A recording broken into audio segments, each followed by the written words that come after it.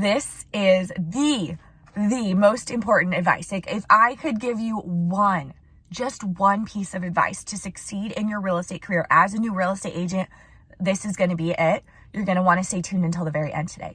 So I am just chilling in my car, drinking my Starbucks. I had no plans, as you can see clearly, of making any sort of video content today. However, this thought just popped into my mind based off of a conversation I was having today with a realtor friend of mine. And this conversation was talking about how my realtor friend was saying that she was spending her time right now. She's been spending, quite a bit of her time preparing to take action. Meaning she's been preparing to do her first open house, preparing to make her video content that's going to bring her leads. She's been spending so much time preparing to make the cold calls, preparing her scripts for her door knocking, basically preparing to take action. And I wanted to give you guys a piece of advice that I received earlier on in my real estate career that it ended up being the most true advice that I've ever received when it comes to real estate. And if you do not know this advice and take it to heart, I do not think you will succeed in real estate. It doesn't matter how good you are at selling houses. You might be so good with people. You might be so good at getting houses sold, marketing houses, whatever. You might be so good at everything when it comes to real estate. But if you don't get this one thing right, you're not going to succeed in real estate. I can guarantee you that. And that is this. One day when I was in the process of getting my real estate license, I was going to real estate school, and at the same time, I was working at the front desk at a real estate office. And one of the agents at this office walked by my desk and was like, "Hey, Mariah, when are you going to get your license? Like, when are you going to finally take the test?" Because I'd finished my schooling probably a couple months previously. But I didn't take the test yet. I just didn't feel ready. So that's what I said. I was like, you know what? I don't feel ready. I just don't think I'm ready yet. I'm going to wait a little bit longer. And he said, the best piece of advice that I've ever received, that I actually had no idea it would apply to so much more in the business, that we'll get into that, besides just the real estate exam. And he said, when it comes to real estate, you're never going to feel ready. You have to just do it anyway. You're not going to feel ready. If you're waiting till you feel ready to take that real estate licensing exam, you're going to be waiting forever. And that advice was true when it came to the real estate licensing test. Yes. But I found that advice also rang true for every single aspect of my business, every season of it, every single step of the way. When I was making my first cold calls, I didn't memorize a single script, you guys. I became really, really good at cold calling, getting for sale by owner. For sale by owners was where all my business came from. The first few years of my business, I became really good at converting for sale by owners. You know how I did it? It wasn't through reading scripts, memorizing scripts, or even like watching a million videos of other people cold calling, although I did watch a few. It was through doing it and starting really, really bad. Starting and not knowing what I was doing, not even really having a script, or I did use a script at first, but I didn't memorize it. I just read it. And eventually you'll learn it through making so many cold calls, but it did not come from spending time preparing. None of the success that I ever had in my real estate career came from spending time preparing. It came from doing the thing messy and doing it really bad, honestly, and failing over and over and over. We cannot be scared of failure if we're in real estate, or honestly in business in general. You have to flip that switch in your mind and convince yourself that failure is a good thing. That's something as I'm homeschooling my daughter, will strive to teach her as much as I can, that failing is a good thing. I feel like all the testing that you do in school and all of this puts in a fear of failure. This is like totally a side note, but I guess it's not, because it has to do with what we're talking about. But there's just so much in the world today, especially growing up though, for kids, that instills this fear of failure, when the thing is, the most successful people, I believe, fail over and over and over again. They just get really used to failing and comfortable failing, because any success that you see, behind any success that you see, and I'm not saying I'm, successful, whatever. I've had a little bit of success in my real estate career, but whatever. But obviously there's people that are way more successful, like times a zillion. And behind them,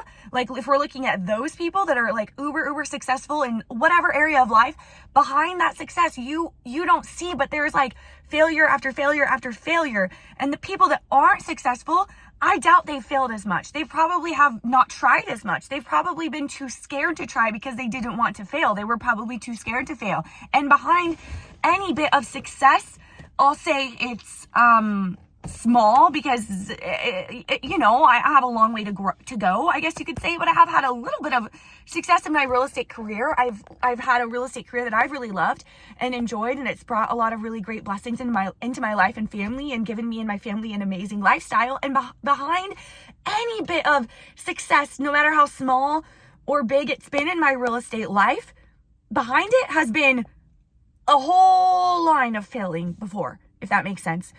Anything that I've done that has made any bit of money in my real estate career, it didn't just happen. It happened by trying and failing and failing and failing and failing and failing and learning and growing. And every time you fail, you learn something different. You tweak it a little bit. So when I was cold calling, when I was working for sell by owners, I did not know what I was doing. I didn't prepare and learn what I was doing first.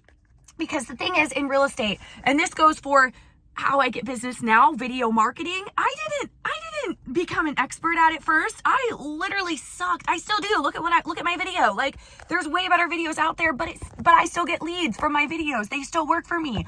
But what I did was I just did it. I did it unprepared. I did it messy. I did it not feeling ready. And I was okay with failing and failing and failing, because when you fail, you're not just failing, you're learning. You're learning. As long as you don't let that failure defeat you. You take it and you tweak what that means in your mind. Instead of thinking of, oh, I failed in your mind, it's not failure anymore. Think of it as a learning experience. Okay, what can I learn from it and do it 1% better next time? And you keep just going and improving as you go. I just declined a call. Sorry, Mom.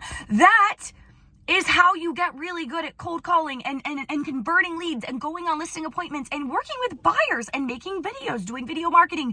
You do not get good at it by reading books about it, learning how to do it. And yes, there's value in that. I read so many books, but you have to just do it before you're ready.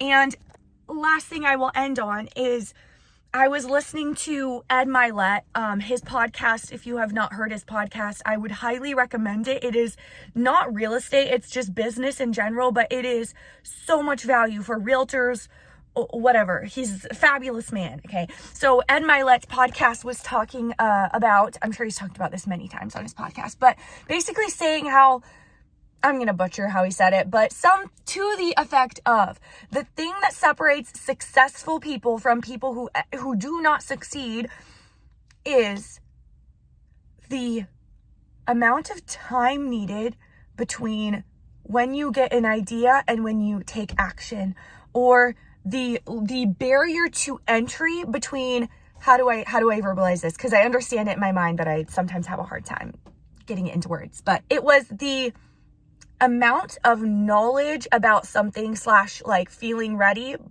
that people were willing to have before they took action.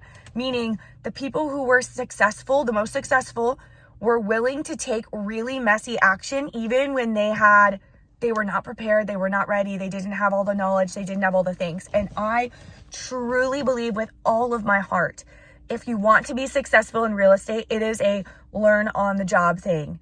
Yes, watch all my videos and learn how to do video marketing really well. Watch my old videos and learn how to do cold calling well.